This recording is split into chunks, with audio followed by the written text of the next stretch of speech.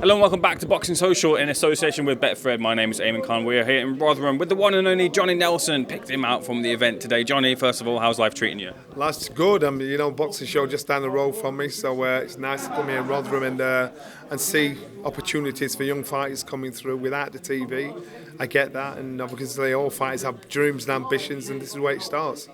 Johnny, I want to go straight into a fighter who I've also seen in the crowd today, Kell Brook. I don't know if you managed to have a word with Kell tonight. Yeah, Kell's my boy, man. And Kell, he's there with his mum and dad, and I still look at him as a young guy, and good on him. I hope he's comfortable in the decision he's made. I'm quite sure there'll be a lot of $1 million carrots dangling in front of him, but don't make money of God. If you're all right, you're all right. And if you're gonna fight, you got to think I'm doing it for a reason. I think Kell's made the right decision in walking away. He's happy. He sat there. He's pretty cool. So I like that. I just smiled to myself. I thought, good work, Kell. And Junior's here too as well. It's a bit of an Ingle Gym reunion as well going on. Listen, in Sheffield, you don't understand. We all cross paths on a regular basis, still take the piss out of each other. I get what we've been saying. Yeah, I get stick, they get stick, and so we've all put a little bit of weight on. So it's who's going to have a baby first, and so yeah, we have a good giggle. Let's go straight into some of the boxing talk then. I want to get your thoughts, Johnny. You're a keen observer of boxing, as you are. We had the head-to-heads for Usyk versus AJ 2. A lot of people take a lot of things from it. I wonder what you took from it. What I took from it was I was uncomfortable with the familiarity with AJ and Usyk, if I'm honest with you. I was uncomfortable with how comfortable AJ let Usyk feel. At this stage, in boxing, a lot of fights are won well and truly before you go in the ring. Remember Duran and Leonard. Duran got Leonard so enraged. Leonard wanted to try and stand there and have a toe-to-toe with him. And think that's how he got him. It's warfare. That's how you got to work with boxing. It's not just about getting the bell going. And some guys are just far too intelligent for their own good in this game. AJ's an intelligent guy. And he probably thinks, the fight starts when the bell goes. No, it done. The fight started now. And as far as I'm concerned, I just didn't like that. I didn't like him letting Usyk feel comfortable in his presence, because these two are going to fight. When Usyk's comfortable, he boxes to the best of his ability. I thought, no man, don't make that man get comfortable around you. Make him feel uncomfortable in your presence. Make him feel uneasy. That to me is the right attitude to have. But Usyk was smiling, he was happy, he was taking selfies together. I'm like, don't do that, man. This is business. Be his friend afterwards. I understand where AJ's from, because he's a gentleman. He wants to get on with the job itself.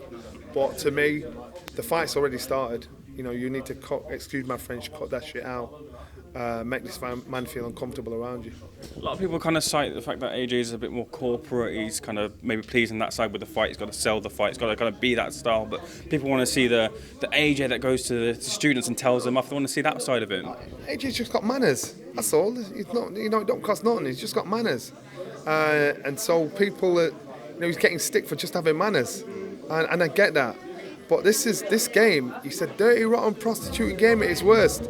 And sometimes you got to play some dirty games. And so again, to me, this is one of those occasions where you think, you know what? I don't care, man. I'm not letting you feel comfortable around me, because that's when there's no pressure on you. Your brain's not under pressure. Your thought process is under pressure, because you think I'll just do the same again. And this is down to experience. This is down to historically looking at our sport. This is to me was the first mistake I saw him do. It's not an impossible task for AJ to win. What I'm saying is, the fight's already started. Don't make Usyk play the old pals act with you. Don't do that stuff, because he's already started. Get this guy to think we're all mates and familiar with each other, we're cool and everything. We fought each other before. No. It's business now. So to me, I just didn't like it. And his team, they need to remind him of that. Say, yo, cut that shit out. This is the situation. And I don't mean you don't have to badmouth him. You don't have to cuss him out. You don't have to use bad words. He just has to make this feel uncomfortable around him. And it's not about staring him out at a standoff. It's when you are around each other, even when the cameras aren't there and you're in the green room, Do not be befriending him. Do not make him like, you cool, you're alright. No. You just want to make him think, shit, what's going on here? And that's what, remember, when you're comfortable and happy, you produce cameos of brilliance. You don't want your man to feel like that. You want him to think, shit, what's going on here? What's going to happen? Moving on to, there was some conversation about where the rights would land. It appears that the rights are landing on DAZN as opposed to Sky Sports. Just your reaction to that? It appears so. And if that is the case, that's just how it is. You know what, common sense tells you that's where it'd probably go with AJ and Matchroom doing the deal with DAZN. So you'd understand that. But you know what, I'm a fan as well. I'd still watch it even no matter where it is. So again, I gather it's been bidded for by various TV companies. Common sense will probably tell you that he's going to go with DAZN, but then would they look at the numbers? Would they look at, the viewing figures? Would they look at trying to get maximum exposure out there in Saudi Arabia? The difference of a few million to what in Saudi Arabia might be nothing. So they'll think, do we chase the money or do we chase the exposure? So it seems like it's a done deal. It probably is, but I wouldn't be surprised if it wasn't. Boxing creates conversation with AJ as to some who criticise him, some who defend him. There was a staunch defender, a surprising one, that being Tyson Fury defending AJ on social media. Did you see it? Yes, I did.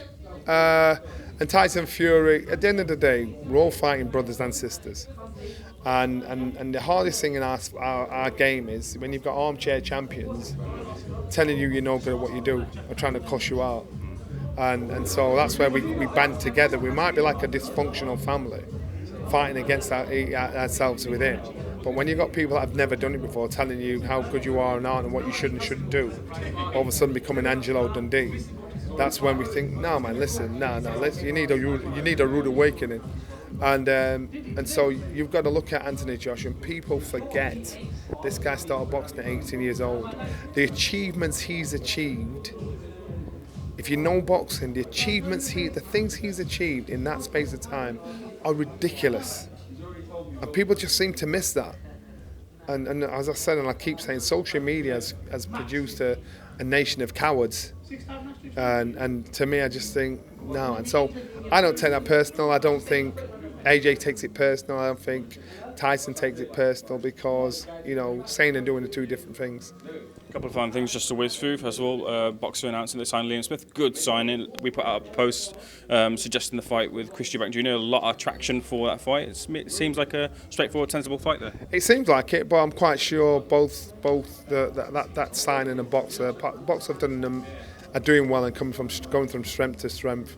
That might not be the path they choose, but it's an option. And Liam would have made that decision, not based on that one fight, but based on a path, a map set out for his career. So it's included, I'm sure, but I don't think that's the end goal. Final thing for me, we seem like to be in a bit of a transitional period in boxing where the older heads are retiring or having their final fights and the younger crop are starting to come through and take their place. With Adam Azim, who has sparkled, and you got to see him in front and centre yourself in Coventry. What do you make of the transitional period that's happening? Do you see it as a transitional period, and who do you kind of see as the leading lights to take over? Unfortunately, I've been around long enough to see a lot of action happening in this fight game. I've seen them come and go when Frank Bruno, Don Lennox-Lewis came along, and then Nigel Ben came along, dip up and down, and Chris came along. The youngsters are inspired by the stars of today because they're the stars of tomorrow. So this is that transition. With that transition, you're going to all of a sudden be able to build a new fan base and follow a new young star. This is called the changing of time. It's a pyramid of life, and so it's a good thing. It's always going to happen, And remember now, you look at people like Adam Azim and you think, wow. And then in 20 years' time, you think, oh my God, I remember when that guy first came on the scene. It reminds me straight away of Naz, when Naz first came on the scene. Naz has gone a long time. And I see Adam, I think, what, good on him. You see the path, same story, different actors. That's what Brendan used to say. So it's the part of the game. Thank you so much for speaking to Boxer Social. Much appreciated. Good man.